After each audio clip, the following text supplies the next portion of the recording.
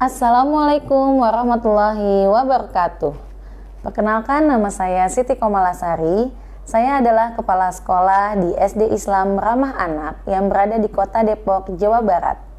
Izinkan pada kesempatan kali ini dalam video apresiasi kepala sekolah dan pengawas sekolah tahun 2022 untuk kami memaparkan penerapan pembelajaran berdiferensiasi dan implementasi kurikulum merdeka di sekolah kami yang tahun ini kami selenggarakan di kelas 1 dan juga di kelas 4. Selamat menyaksikan. Berlokasi di Jalan Paraji, Kecamatan Cilodong, Kota Depok, SD Islam Ramah Anak berdiri sejak tahun 2011, mengusung profil sebagai sekolah penyelenggara pendidikan inklusif, di mana hal tersebut merupakan filosofi tercetusnya nama Ramah Anak. Komitmen untuk menerima berbagai karakter siswa dengan mengembangkan teori belajar yang dikemukakan oleh Watt Gardner tentang multiple intelligence. Kami juga menanamkan nilai-nilai religius pada pembiasan keseharian sebagai pondasi pembentukan karakter. Visi sekolah kami adalah sekolah dasar unggulan yang ramah terhadap semua anak dalam melahirkan lulusan yang kuat, ceria, cerdas, mandiri, dan berakhlak Islami. Berdasarkan profil dan visi sekolah kami, maka penerapan pembelajaran berdiferensiasi menjadi suatu hal yang mutlak terlaksana guna menghadirkan pembelajaran yang berpusat pada anak. Segala bentuk modifikasi pembelajaran, baik kurikulum, proses, dan bentuk asesmen dievaluasi, dirancang sesuai kebutuhan anak. Pembelajaran berdiferensiasi di SD Islam Ramah Anak. Pembelajaran berdiferensiasi memiliki hakikat pembelajaran yang memandang bahwa siswa itu berbeda dan dinamis. Menjadi penting bagi sekolah penyelenggara pendidikan inklusif untuk mampu mengimplementasikannya.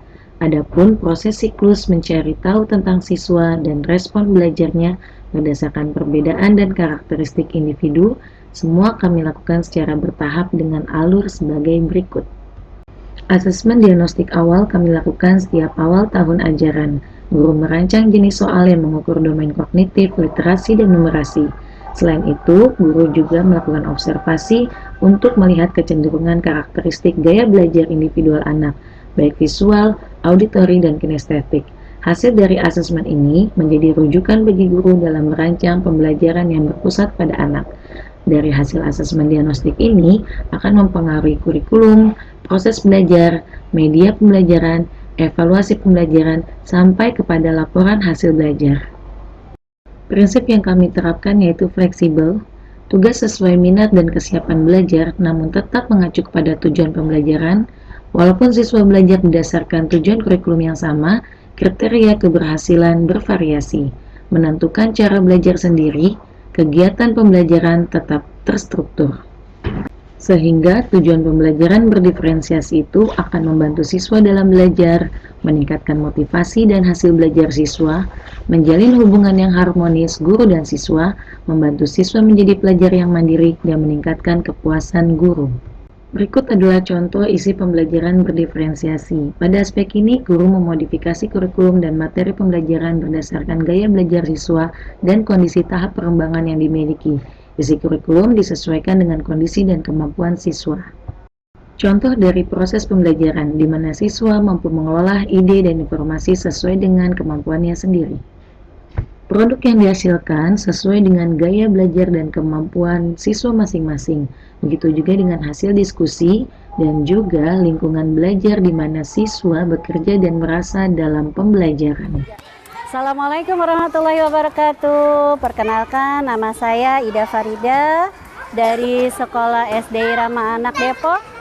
Alhamdulillah tahun ini saya diamanahkan mengajar kelas 4 ya, yang insya Allah SD Ramah Anak tahun ini menggunakan kurikulum baru yaitu Merdeka Belajar, dan insya Allah dalam kegiatan pembelajaran Merdeka Belajar ini ada di dalamnya pembelajaran berdiferensiasi.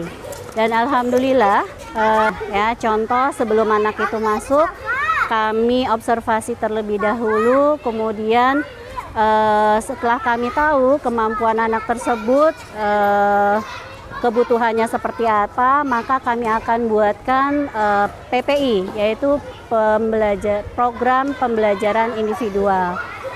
Kami para guru-guru mendapatkan pendampingan ya. Kemudian juga pembimbingan selama kami mengajar dengan dibekalinya dengan latihan-latihan atau workshop, sehingga dalam membimbing anak-anak kami baik yang reguler maupun non reguler atau PDBK, insya Allah kami jadi lebih mudah dalam penanganannya baik secara klasikal maupun individual. Karena di sekolah kami menggunakan kurikulum baru yaitu kurikulum Merdeka Belajar, maka kami dituntut untuk mengupgrade kemampuan kami dalam mengajar, yaitu dengan memanfaatkan platform Merdeka.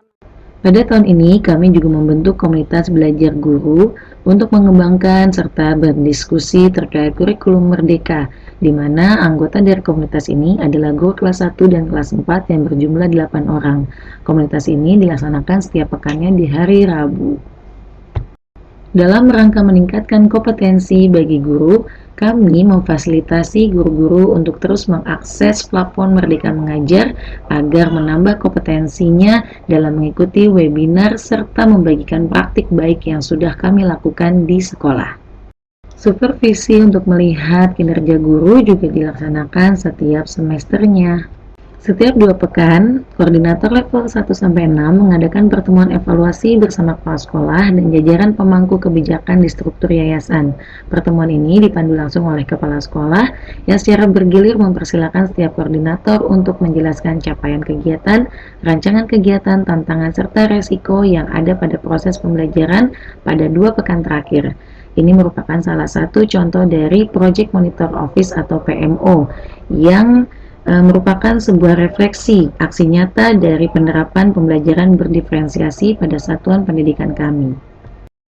Aksi nyata selanjutnya berkaitan dengan pembelajaran berdiferensi secara pribadi pernah saya kemukakan pada kegiatan Direktorat Sekolah Dasar di mana saya membuat artikel atau proyek yang berkaitan dengan pengalaman saya sebagai guru dalam menerapkan pembelajaran berdiferensiasi. Assalamualaikum, nama saya Safa. Saya senang dapat sekolah di Ramah Anak karena Safa dapat bertemu teman-teman dan belajar bersama teman-teman yang lain dan guru. Saya senang sekolah di SDI Ramah Anak karena banyak teman, terus teman-temannya juga pada baik-baik, gurunya juga sama. Menjatuhkan tantangan seketika itu juga Inilah pembelajaran literasi yang ada di SD Islam Ramah Anak, termasuk bagian dari penerapan pembelajaran berdiferensiasi. Semua siswa-siswi belajar membaca sesuai dengan minat dan bakatnya. Alhamdulillah, pada tahun ini saya berkesempatan sebagai pengajar praktik angkatan 6 guru penggerak. Nah, di mana praktik baik yang saya telah terapkan di SD Islam Ramah Anak akan saya bagikan kepada 6 CGP di bawah bimbingan saya. Selain itu, sekolah kami juga pada program guru penggerak angkatan ke-7, saya telah berhasil mengantarkan guru saya menjadi calon guru penggerak di angkatan ke-7. Semoga praktik baik yang ada di SD Islam Ramah Anak ini bisa bermanfaat untuk pendidikan di Indonesia. Salam selamat dan bahagia untuk anak-anak Indonesia. Wassalamualaikum warahmatullahi wabarakatuh.